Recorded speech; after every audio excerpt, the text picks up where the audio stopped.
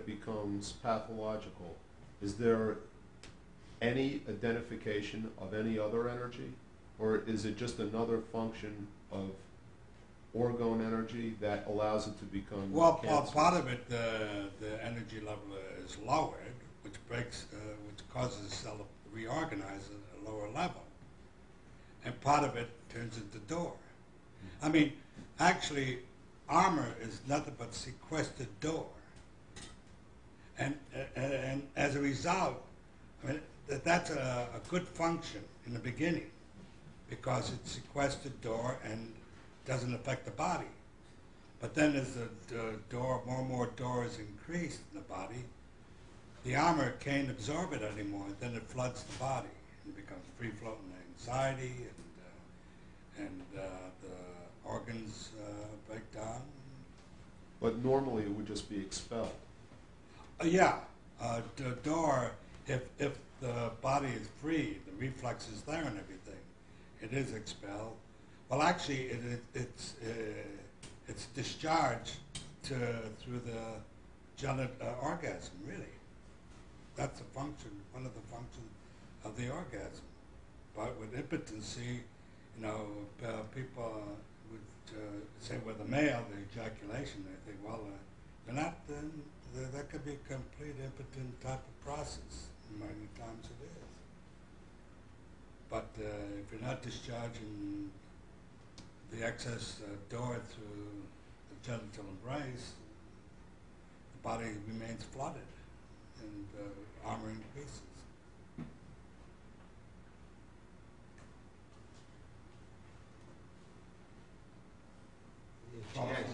Okay, go ahead. I was just wondering, you said that your orgone energy is energy before mass. Yeah. Right? Is there any, I'm sure there are a lot of implications in terms of differences between other energies and orgone energy. Can you elaborate a little bit more on that? Well, orgone energy has its own type of physics, for example, and mechanical energy has its own physical laws. Orgone energy, which is the basis of this cloud busting, energy goes from a low to a high, whereas in mechanical physics, energy goes from a high to a low, right? Electricity flows from a high to a low, and waterfall goes from a high to a low. And that's one of the main differences between the two energies. But also, orgone energy is not destructive. Forms, whereas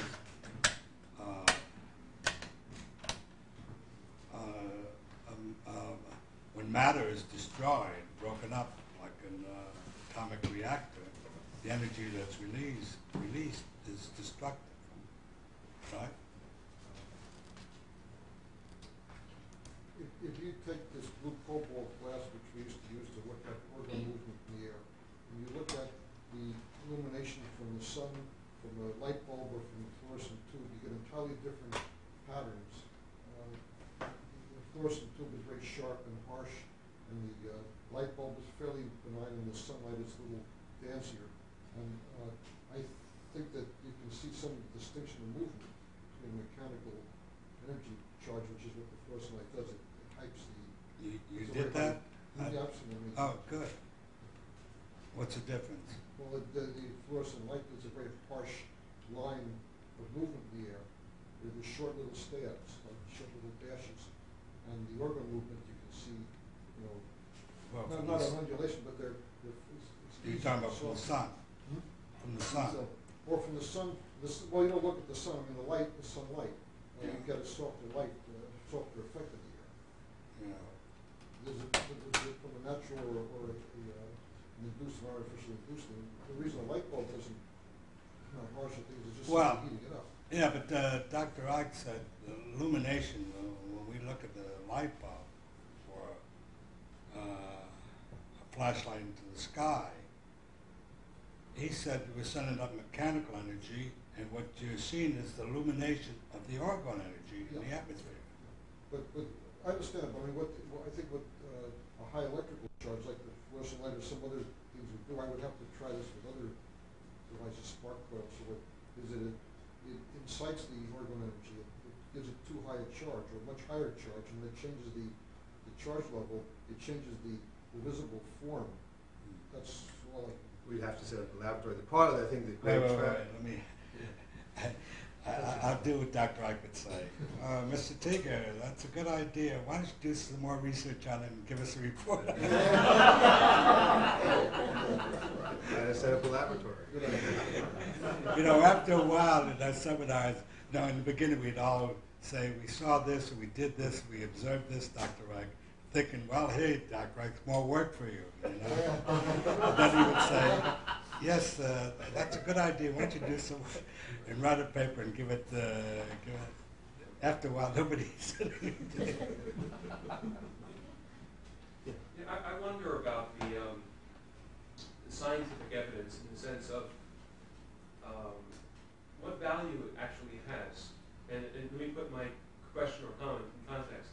That there seems that Dr. Reich and the orgonomists have come up against incredible resistance in society, in the world, and no matter what he did, I mean, he had all the writings and he had everything out there, and it still seems to have fallen on deaf ears in so many respects.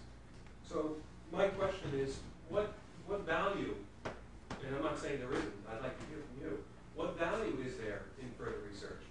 Is that where the effect on the world is going to happen, or is it going to happen in some other way? Well, if you listen to me, and Dr. Reich said if he had the ability, he would put everything into limbo. In fact, there's 1,000 pages of unpublished work, which he felt that the character arming of the world at the present time, at that time, or for a long while, will not be able to deal with it. Now, why do you think the world is not the world? There's a lot of people in Europe right today, in South America. You'd be surprised the hundreds and thousands of people are interested in orgonomy now. They have a Wilhelm Reich Institute in Italy, Berlin. It's very big. They are doing research there. That's right, I forgot. France. The books have been published now in Finnish, of all places, and even Japan. So, you know, but I don't know, maybe you have a good explanation why people, the establishment is ignoring it or resisting it. Maybe you have a better idea. No, I don't have a better idea why they're resisting it. I think that's... Well, that's the $64,000. No, I think... We have an idea, yes, but whether you would accept it or not, I don't know. No, I think, I guess my wondering is whether the greater effect is going to happen more indirectly, not necessarily through research based on orgonomy, but advances in other fields that will have an effect on... Well, we do know that many of the things that Dr. Reich discovered and developed has been accepted by many areas of science. Actually, like touching the patient. It was unheard of when I was in orgonomy. I mean, not in orgonomy, when I started. Now there's nothing, you know. It was when Dr. Reich talked about the virus aspect of cancer, and even emotion. Huh? Remember that emotion? What's that got to do with cancer? Now you hear it all the time. Stress reduction, biofeedback. Dr. Silver once told me that one of the things that Dr. Reich, one of the last things he said is that what's going to happen to my work is that it will be picked apart piece by piece, and different people will take little bits of it and use it, or build movements on it, or build treatments on it. The problem is the whole. In terms of the science, the value, and Dr. Silver also, Dr. Reich said that he had no choice. You do the science because you do it. You don't do it because everyone's going to accept it or see you as the great, discoverer. And there was the famous quote that Dr. Silver gave me that Dr. Reich said, you know, 50 years, 100 years, 500 years from now, they're going to come to my grave with bouquets and say, you know, forgive us, we were wrong. And he said, it's going to be too late. No. I got the wrong No, he said, what am I, and I'm supposed to say thank you. Oh, No, I don't feel as bad. You know, you've asked me, a lot of patients ask me, you think things are worse than ever? I said, no. And I explain why, you know, and I just, with the middle layer, top layer being pulled off, and it's all coming to see,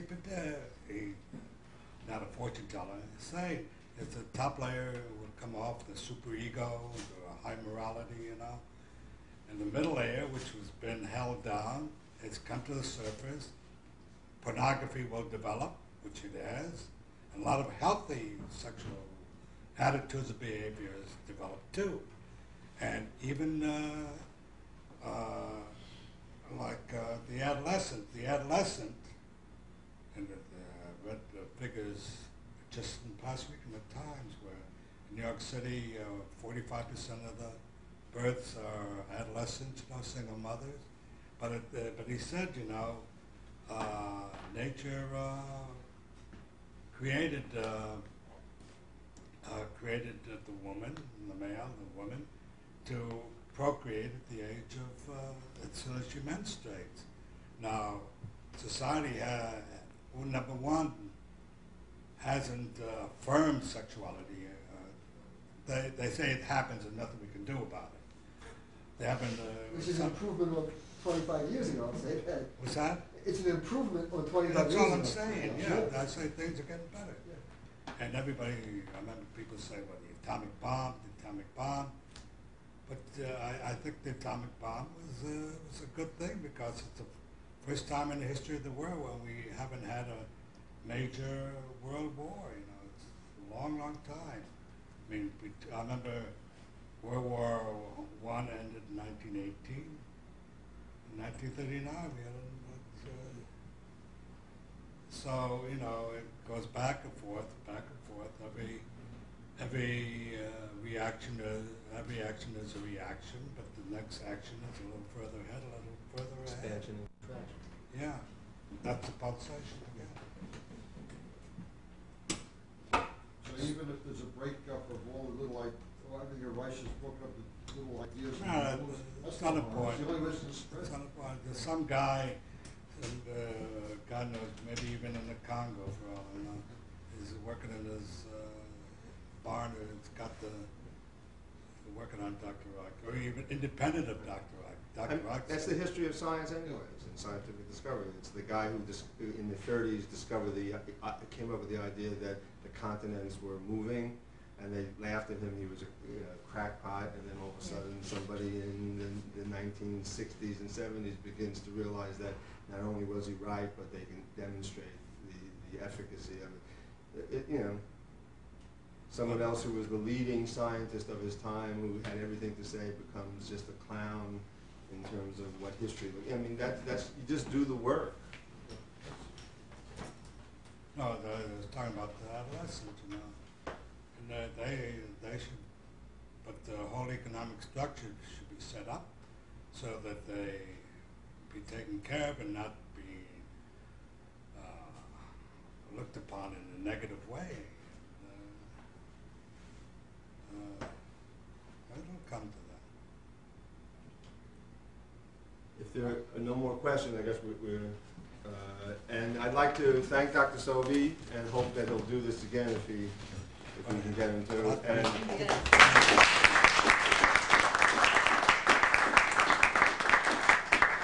And again, anyone who hasn't either at least spoken to me or given me their money or let me know how you plan to handle it, please. Anyone interested, there are flyers for the ongoing seminar, so you can take some.